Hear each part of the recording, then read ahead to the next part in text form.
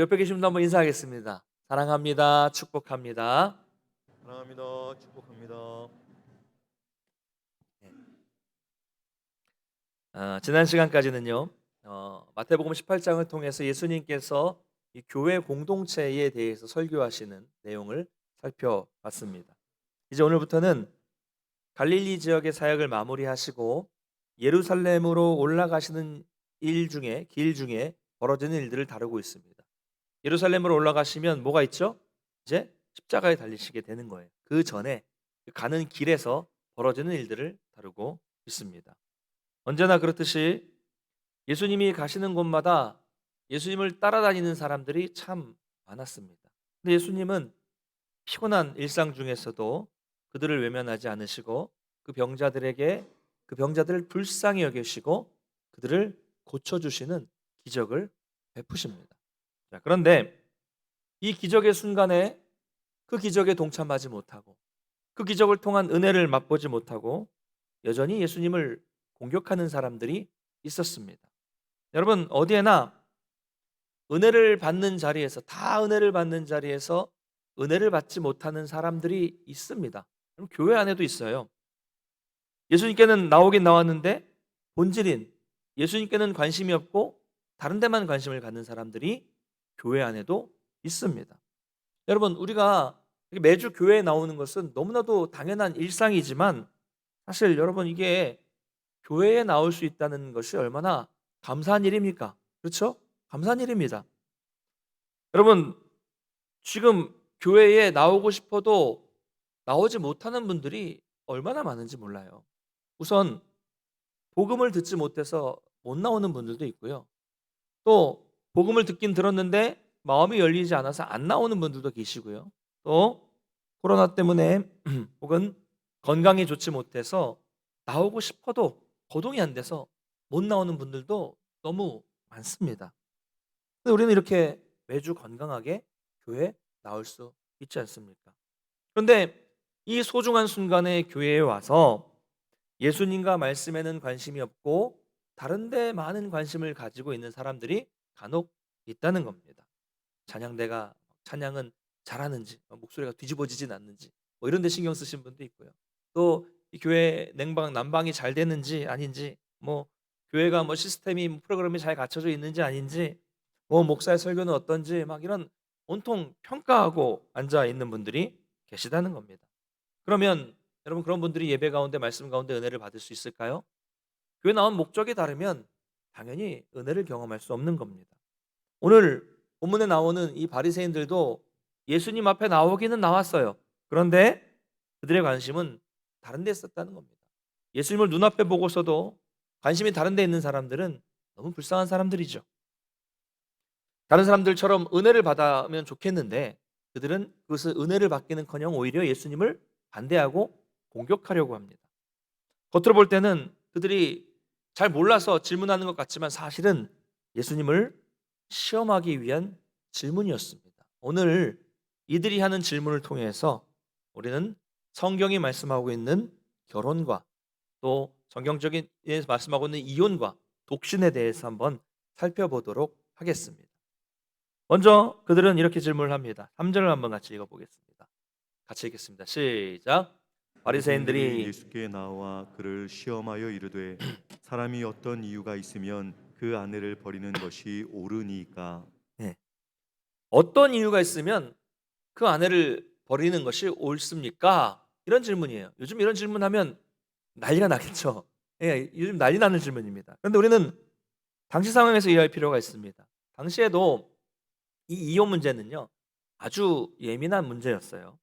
근데 이게 바리새인들끼리도 이 서로 논쟁이 있었던 겁니다. 바리새인 안에서도. 그래서 이 두 파가 있었는데요. 이혼 조건에 대해서 이 어떤 사람들은 오직 여성이 간음을 하는 경우에만 이혼을 할 수 있다라고 주장을 했습니다. 바리새인 안에서도요. 또 다른 사람들은 간음뿐만이 아니라 여성스럽지 않는 경우에도 이혼을 할 수 있다라고 주장을 했고 이 주장이 팽팽하게 논쟁이 돼서 이렇게 맞서고 있었던 것이죠. 자, 여성스럽지 않다는 게 어떤 겁니까? 기준이 애매하죠. 그래서 예를 들면 요리를 못한다거나, 혹시 찔리는 분 계십니까? 요리를 못한다거나, 뭐 꾸미지 않는다거나, 뭐 외모가 마음에 안 든다거나, 이런 다양한 이유, 마음대로 다양한 이유를 들 수 있는 것이죠. 이유는 어떻게든 만들 수 있었습니다. 그러니까 이유가 너무 이게 막연하고 너무 방대하기 때문에 남자들이요, 이혼을 하고 싶은 마음만 먹으면 어떤 문제든지 그 문제를 제기해서 쉽게 이혼을 할 수 있었던 시대였던 것이죠. 그래서 사회적으로 지위가 아주 낮았던 여인들은 이혼을 쉽게 그냥 당할 수 있었던, 이혼을 당할 수 있었던 시대였기 때문에 그 시대에 이혼을 당한 여성들은 사회적으로나 경제적으로 힘겨운 삶을 살 수밖에 없었던 것입니다. 근데 이 시대에 이런 논쟁이 계속 있었던 것이죠. 그래서 바리새인들도 예수님이 이 둘 중 하나의 입장을 취하게 함으로써 자기들의 그 논쟁 속으로 예수님을 끌어들여서 난감하게 만들려고 했던 의도가 있었던 것이죠. 예수님이 이 의견을 말씀하시든지 이 의견을 말씀하시든지 간에 어떤 답변을 해도 문제가 생길 수 있는 그런 질문이었던 것입니다. 시험이었죠. 그래서 이에 대한 예수님의 대답을 좀 보겠습니다. 우리 4절부터 6절까지 4절, 5절, 6절을 한번 같이 읽도록 하겠습니다. 4절, 5절, 6절 함께 읽겠습니다. 예수께서 대답하여 이르시되 사람을 지으시니가 본래 그들을 남자와 여자로 지으시고 말씀하시기를 그러므로 사람이 그 부모를 떠나서 아내에게 합하여 그 둘이 한 몸이 될지니라 하신 것을 읽지 못하였느냐. 그런즉 이제 둘이 아니요 한 몸이니 그러므로 하나님이 짝지어 주신 것을 사람이 나누지 못할지니라 하시니. 아멘. 여러분, 예수님의 이 말씀은요, 창세기 2장의 말씀을 인용하신 것인데, 제가 주례를 할 때 창세기 2장 말씀을 자주 설교하는 그런 말씀입니다. 그러니까 바리새인들은 이혼에 대한 질문을 했어요. 예수님은 이혼에 대한 대답을 하신 것이 아니라 결혼에 대한 성경의 원리, 바리새인들도 잘 알고 있는 창세기의 말씀을 통해서 말씀해 주셨다는 거죠. 이게 중요합니다.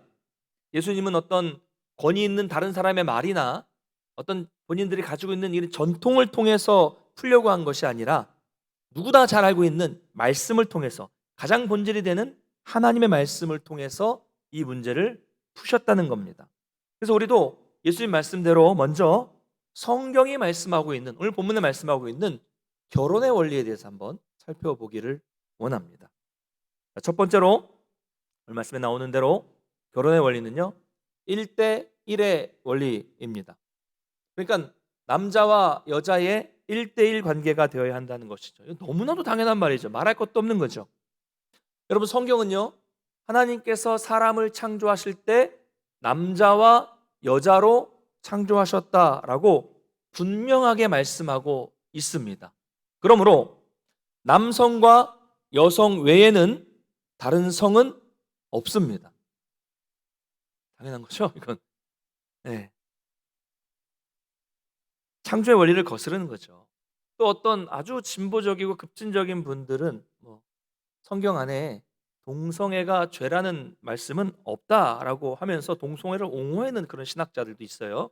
그러나 우리는 성경의 창조 원리를 통해서 그것이 분명한 죄라는 것을 알 수 있습니다. 여러분, 오늘날 낙태, 동성애, 동성결혼, 또 성소수자, LGBT 아시죠? 레즈비언, 게이, B는 바이섹슈얼, T 트랜스젠더, 이런 성소수자, 이런 용어들, 그리고 더 나아가면 컴퓨터, 스마트폰, 핸드폰, 이런 용어들은 사실 성경이 기록될 당시에는 없었던 용어들, 없었던 단어들입니다. 그러나 그때는 그 단어가 없었지만 성경 안에는 오늘날 이런 문제들을 해결할 수 있는 원리가 이미 성경 안에 다 들어가 있어요. 꼭 그런 단어가 있어야만 성경을 해석할 수 있는 것은 아니라는 거죠. 여러분, 우리가 성경에서 남자와 여자가 창조된 이 창조 원리만 보더라도 우리는 이런 오늘날 벌어지는 동성애라든지 이런 문제에 대해서 명확하게 이해할 수 있습니다. 여러분, 결혼은 남자와 여자의 1대1의 관계가 바른 관계입니다. 그러므로 동성애라는 것은 있을 수 없는 일이죠. 창조의 원리에 따라서. 그리고 성을 마음대로 바꾸는 거, 이건 당연히 말도 안 되는 일이고요. 결혼의 아주 기본적인 원리는 한 남자와 한 여자의 일부 일처, 이게 가장 기본적인 결혼의 원리라는 겁니다.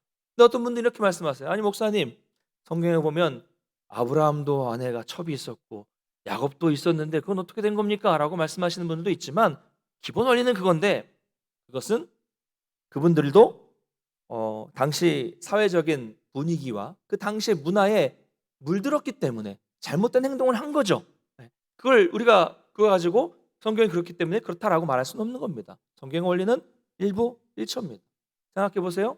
아브라함이 하갈을 통해서 낳은 이스마엘로 인해서 얼마나 큰 어려움을 당했습니까? 야곱의 그 많은 이 아내와 첩으로 인한 수많은 자녀들이 얼마나 서로 이 어려움 가운데 있었고 요셉을 팔아넘기는 이런 일까지 벌어지지 않았습니까? 그러므로 그건 잘못된 일입니다. 잘못된 일이지 성경의 원리는 한 남자 한 여자의 일대일의 관계라는 것을 명확히 밝히고 있다. 성경은 이것을 기억하시면 우리가 오늘날 벌어지는 수많은 이런 문제들을 이해할 수 있을 것이라 생각을 합니다. 일대일의 원리입니다. 자, 두 번째 결혼의 원리는요, 떠남의 원리입니다. 떠남의 원리. 제가 꽤 큰 규모의 청년부 사역을 했기 때문에 39살에 첫 주례를 했습니다. 지금 생각하면 어떻게 주례했는지 모르겠지만 39에 했어요. 그 두 번째 결혼은 제가 39이었는데 38살짜리 신랑 신부를 또 주례를 했고요. 또 한 10번째쯤 돼가지고는 저보다 한 살 많은 형님의 주례를 한 적도 있었고, 하여튼 그렇습니다. 청년부가 워낙 나이대가 다양하니까 그랬어요. 그래서 지금은 한 35 커플 이상을 이제 주례를 했는데, 주례를 할 때마다 빠지지 않는 게 바로 이 떠남의 원리입니다. 떠남의 원리. 우리 정서에는요, 이 여자가 남자의 집으로 시집을 오는 것이다, 그러니까 며느리가 들어온다, 이렇게 생각을 하잖아요. 그런 성경적인 원리는 오늘 말씀처럼 남자도 여자도 다 부모를 떠나는 겁니다. 이 부모를 떠난다는 것은요, 영적으로도 그렇고요, 정서적으로도 그렇고 경제적으로 다 떠나는 것을 의미합니다. 근데 요즘에는요, 이 떠남이 안 되니까 자꾸 문제가 생기는 거예요. 자녀들이 결혼을 해도 영적으로 신앙적으로 부모를 품을 떠나지 못해요. 늘 신앙이 그렇습니다. 정서적으로도 떠나지 못해서 부모님을 의지하고 있어요. 문제가 생기는 거예요.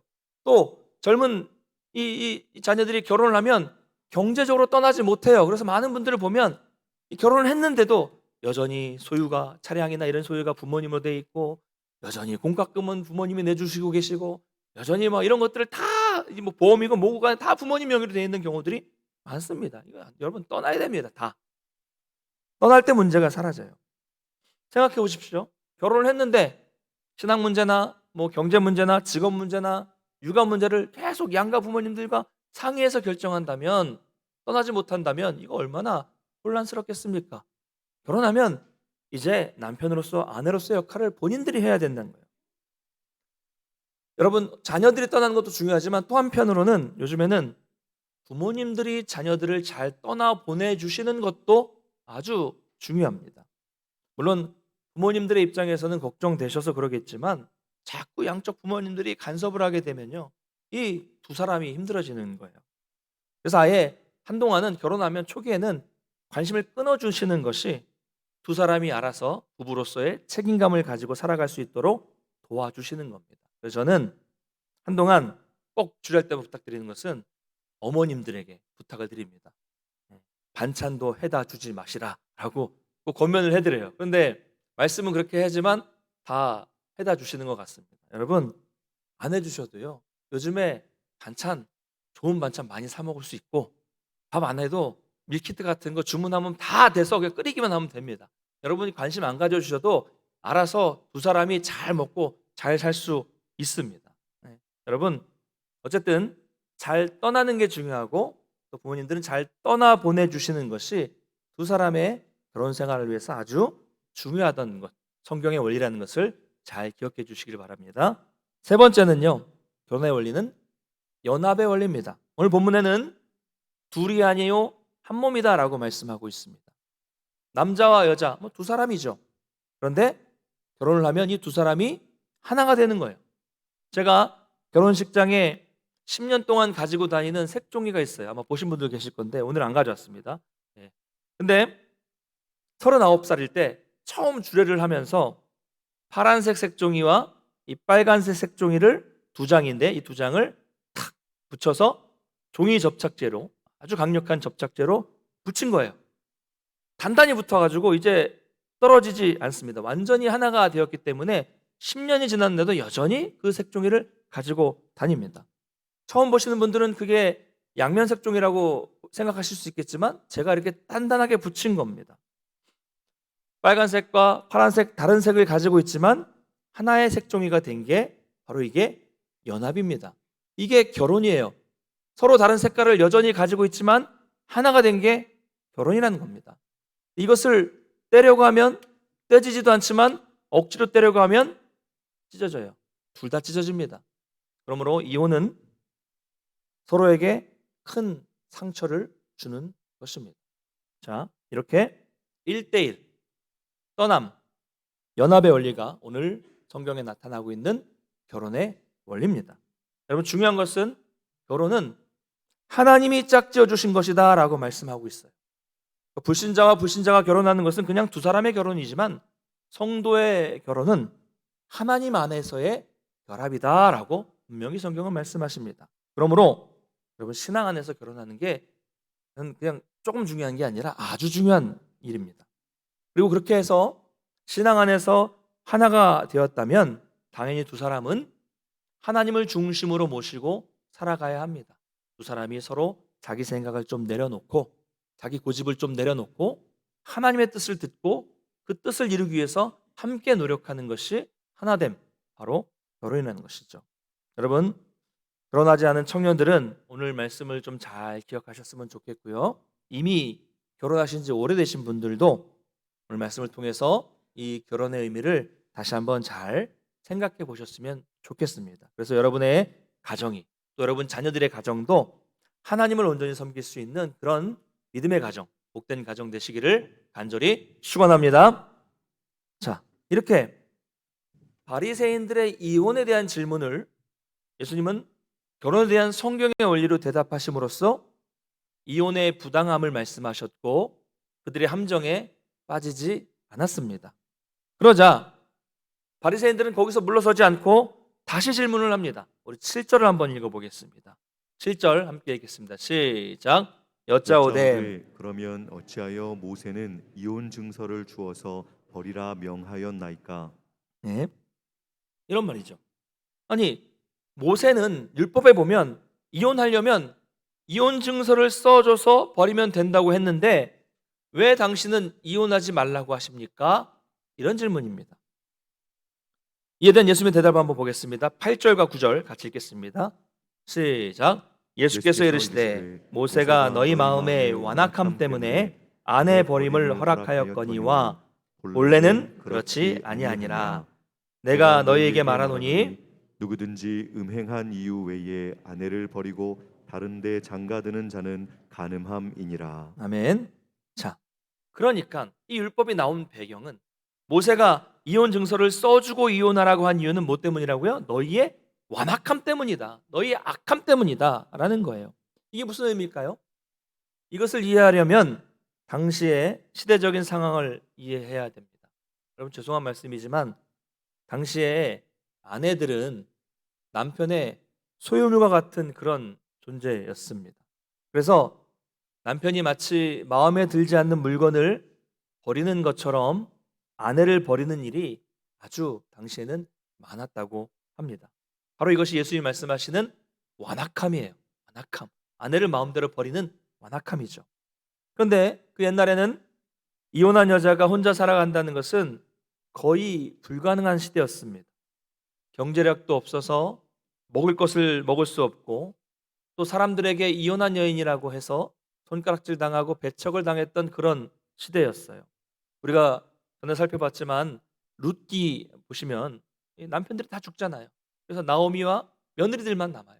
유대 땅으로 돌아왔는데 이 여자들 나오미와 룻 둘은 먹을 게 없으니까 어떻게 합니까?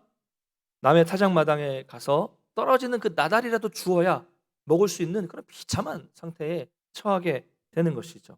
그래서 이혼한 여자가 혼자 살아갈 수 없기 때문에 모세는 이혼할 때 그냥 버리지 말고 이혼 증서를 써줌으로써 이 여인이 합법적으로 이혼한 것이라는 것을 증명해 줌으로써 이혼한 여인이 다시 재혼할 수 있도록, 그래서 새로운 삶을 통해서 그 여인의 생명을 보존할 수 있도록 해 준 것입니다. 그게 이혼 증서라는 거예요. 그러니까 원래 이혼 증서를 주라고 한 이유는 그 이혼한 여성을 보호하기 위한 정신, 보호하기 위한 마음이 있었다는 거죠. 이게 원래 이 이혼 증서를 써주라고 한 목적입니다.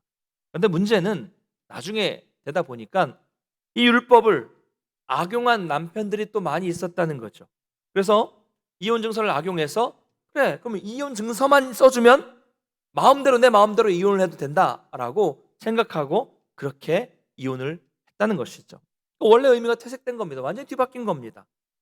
그들은 아내를 존중하지도 않았고 율법의 정신을 잊어버리고 마음대로 그냥 율법 이혼 증서를 막 써주면서 마음대로 이혼하는 일을 행하게 되었다는 것이죠. 예수님은 뭐라고 말씀하십니까? 너희들의 완악함 때문에 이혼 증서를 써주라고 했지만 본래는 그렇지 아니하니라 라고 이렇게 말씀하신 겁니다. 즉 모세가 준 이 율법의 정신은 이혼을 마음대로 하기 위해서 준 것이 아니라는 거죠. 그럼 뭐예요? 너희들이 너희들이 얼마나 악하면 그렇게 여성을 괴롭히지 말고 차라리 이혼 증서라도 써줘서 그 여성들에게 새로운 삶을 살도록 하라고 하지 않았겠느냐. 너희들이 오죽 악하면, 이런 말씀을 하시는 거예요. 그만큼 인간이 악하다는 거죠. 그래서 예외적으로 이혼을 허용한 것뿐이지 본래는 결혼을 통해서 이룬 가정을 잘 지켜야 한다라고 말씀을 하시는 겁니다. 여러분, 이처럼 우리도 성경 말씀을 자기 편한 대로 자기 마음에 맞게 이해하고 그렇게 해석해서는 안 됩니다. 여러분, 성경의 기본 원리는 또 말씀드리지만 하나님의 자녀들은 결혼한 가정을 잘 지켜야 한다라는 것이 기본적인 원리입니다. 그럼 오늘 본문을 보면 이혼을 해도 되는 경우가 있다고 말씀하세요. 언제입니까? 정욕으로 인한 음행을 한 경우에는 가능하다라고 말씀을 하십니다. 왜 그럴까요? 여러분, 이미 배우자 한 명이 음행을 했다는 것은 본질상 이 두 부부의 관계를 깨뜨린 거잖아요. 이미 음행을 함으로써 깨뜨렸기 때문에 이혼이라는 것은 하나의 어떤 과정일 뿐이지 이미 두 사람의 관계는 그 음행을 통해서 깨진 것과 다름없기 때문에 그렇다라고 말씀을 하시는 겁니다. 그러나 근본 정신은 그래도 결혼 관계를 나누지 말라는 것입니다. 결혼 생활하면서 아무리 힘들고 어려워도 하나님의 사랑을 기억하고 인내하면서 사랑으로 배우자를 용서할 수 있어야 한다는 것입니다. 그러므로 여러분, 각자가 여러분의 가정을 위해서 정말 우리 가정이 하나님의 사랑과 용서를 실천하고 하나님의 인도하심을 받을 수 있는 거룩한 가정이 될 수 있도록 간절하게 기도할 수 있는 여러분이 되시기를 간절히 소망합니다. 자, 원래는 이랬습니다. 성경의 원래는 이래요. 그런데 예수님도 늘 현실을 고려하셨습니다. 우리도 지금 이 땅에 특별히 우리나라의 현실을 보면요, 이혼율이 정말 아마 세계에서 가장 높을걸요. 이혼율이 정말 높고 이미 재혼 가정도 많습니다. 여러분, 원리가 이렇지만 이 원리를 낮추자 이런 말이 아니라 지금 현실이 그렇다는 거예요. 그러므로 여러분, 우리가 지금 결혼 생활을 하고 계신 분들은 정말로 그 결혼 생활을 잘 유지하도록, 이혼하지 않도록 정말 열심히 기도하고 열심히 노력을 해야 합니다. 원리에 따라서. 그러나 이미 이혼의 아픔을 경험한 사람들을 위해서는 우리가 사랑의 마음을 가져야 하고요. 특히 함부로 말하거나 함부로 정죄하는 우리의 입술을 절제해야 합니다. 참 말 많은 곳이 교회잖아요.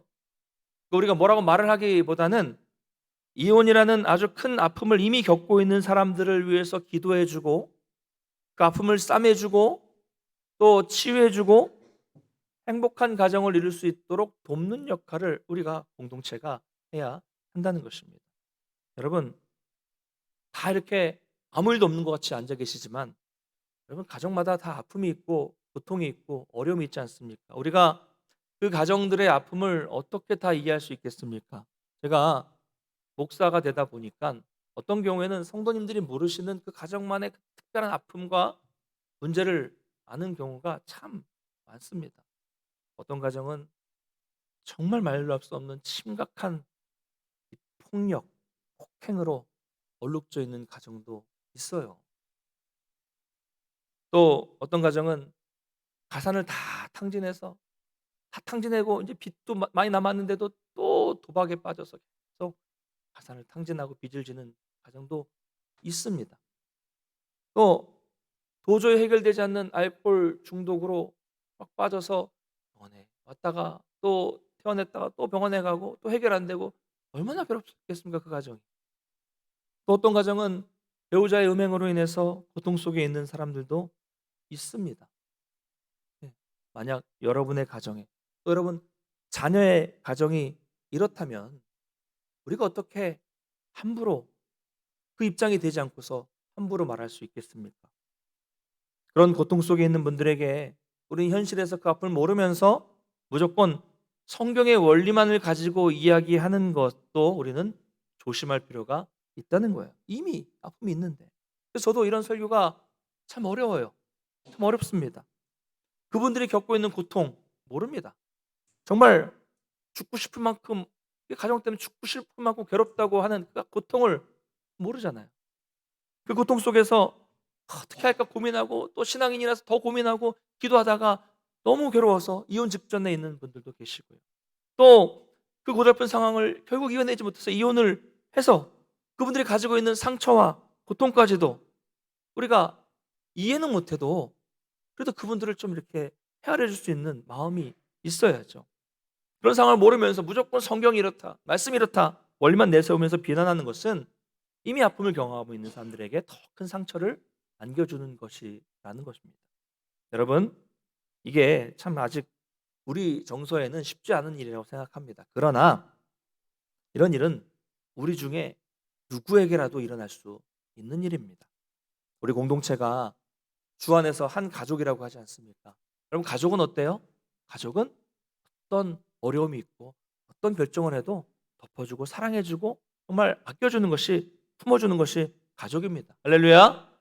그러므로 우리 공동체가 정말 예수 그리스도의 사랑과 용서의 마음을 가지고 잘 베풀고 정말 품어줄 수 있는 성숙한 교회, 성숙한 공동체가 될 수 있기를 간절히 축원합니다.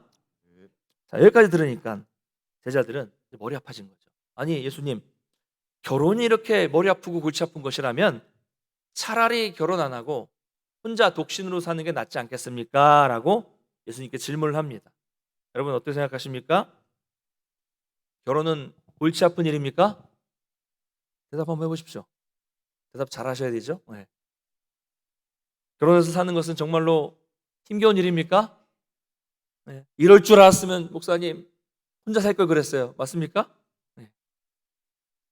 예수님의 답변을 보겠습니다. 우리 11절 12절 한번 같이 읽겠습니다. 시작. 예수께서 이르시되 사람마다 이 말을 받지 못하고 오직 타고난 자라야 할지니라. 어머니의 태로부터 된 고자도 있고 사람이 만든 고자도 있고 천국을 위하여 스스로 된 고자도 있도다. 이 말을 받을 만한 자는 받을지어다.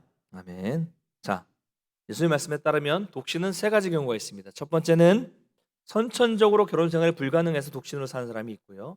두 번째는 후천적으로 내시 같은 뭐 이런 요즘에 없겠지만 그런 내시 같은 후천적으로 그래서 독신으로 사는 경우도 있고 세 번째는 천국을 위하여 스스로 독신으로 사는 사람도 있다는 거예요. 사도 바울 같은 경우는 세 번째에 해당하겠죠. 그런데 예수님은 뭐라고 말씀하십니까? 이 말씀을 받을 만한 자만 받아야 된다라고 말씀을 하십니다. 다 받으라는 얘기 아니죠. 다 독신으로 살라는 얘기가 아니죠. 그러니까 결론을 내리자면 결혼을 하는 것도 독신으로 사는 것도 뭐가 옳다, 뭐가 그르다라고 말할 수 있는 것이 아니라는 거죠. 단지 독신으로 살 수 있는 것을 받을 수 있는 사람은 독신으로 살아라 라고 하시는 것입니다. 그러나 여러분 오늘날 독신으로 사는 것은 정말 어렵습니다. 왜냐하면 과거에 비해 훨씬 더 많은 유혹이 있기 때문이죠. 그래서 목회자들이 안수를 받을 때 저 때는 지금은 어떤지 모르겠지만 미혼인 강도사님들이 있어요. 그런 분들에게는 노예에서 결혼을 언제까지 하겠다. 예를 들어서 내년 몇 월까지 결혼을 하겠다는 서약서를 받습니다. 서약서를 안 내면 안수를 안 줘요. 그래서 서약을 받아서 꼭 결혼하겠다는 서약을 약속을 받고 각서를 받고 임직을 시켜주기도 하고요. 그리고 교회에서 목회자들을 청빙할 때도 뭐 특별한 경우도 있겠지만 가급적 결혼하신 분들을 목회자로 청빙을 하게 됩니다. 그 이유는 뭐 여러 가지가 있겠지만 이 결혼 생활을 통해서 결혼 생활이 쉽지 않아요. 그렇죠? 그렇기 때문에 그 결혼 생활을 통해서 인격이 성숙이 되고 인격적으로나 육체적으로 안정이 되어야 목회를 제대로 할 수 있기 때문에 그렇게 하는 것입니다. 여러분 다 경험해 보시죠. 저도 한 가지 느끼는 거, 한 가지 확실한 것은 결혼을 하면 아주 많은 부분 배우자와 막 티격태격하고 그렇죠? 그러면서 맞춰가면서 하나하나 맞춰가면서 결국은 자기를 돌아보게 된다는 것은 확실합니다. 아, 내가 몰랐는데 이 사람과 살다 보니까 이런 부분이 많이 부족했구나. 그렇죠? 저만 부족했습니까? 네. 그래, 그렇게 살다 보면 10년, 20년 살면서 경륜이 쌓이고요. 30년, 40년, 50년 아주 존경스러운 분들인데 50년 예, 지나면 그 세월 동안 깎이고 다듬어져서 성숙해지는 거예요. 결혼 생활을 통해서. 연수만큼 성숙함이 나타납니다. 그러므로 결혼은 그 사람의 인격과 신앙에 아주 큰 영향을 미치게 되는 것입니다. 사랑하는 성도 여러분, 말씀 맺겠습니다. 오늘 우리는 이 말씀을 통해서 결혼에 대한 성경적인 원리를 잘 이해할 필요가 있습니다. 이것을 이해하면 오늘날 벌어지는 많은 윤리적인 문제들을 잘 이해할 수 있고요. 여러분 사실 결혼 생활이 그렇게 쉽지는 않잖아요. 그렇죠? 어렵습니다. 그러나 그 결혼 생활이 어렵다고 해서 우리가 성경이 가지고 있는 이 기준을 우리 마음대로 낮춰서는 안 됩니다. 기준을 가지고 있어야 돼요. 호세아서를 보면요. 하나님 아버지의 사랑이 얼마나 큰지 드러납니다. 하나님께서 호세아 선지자에게 뭐라고 말씀합니까? 바람난 여인, 음탕한 여인과 결혼해서 그 여인을 데리고 살도록 하십니다.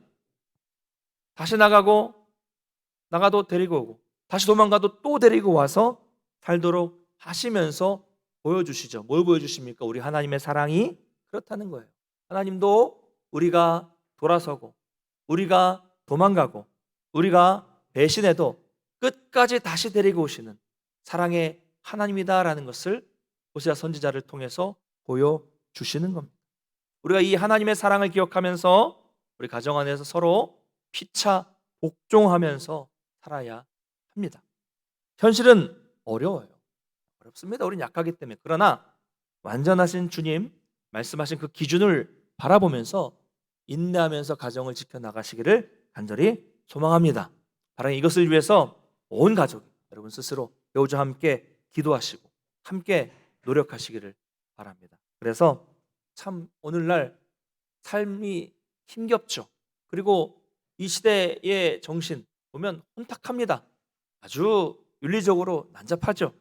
그런 시대를 살아가면서 우리 교회에 있는 여러분들의 모든 가정은 그런 시대 속에서 하나님이 주인 되시고 또 그런 세상 속에서 세상의 본이 되시고 하나님이 인도하시는 행복한 가정 이루시기를 주님의 이름으로 간절히 축원합니다. 자리에서 일어나셔서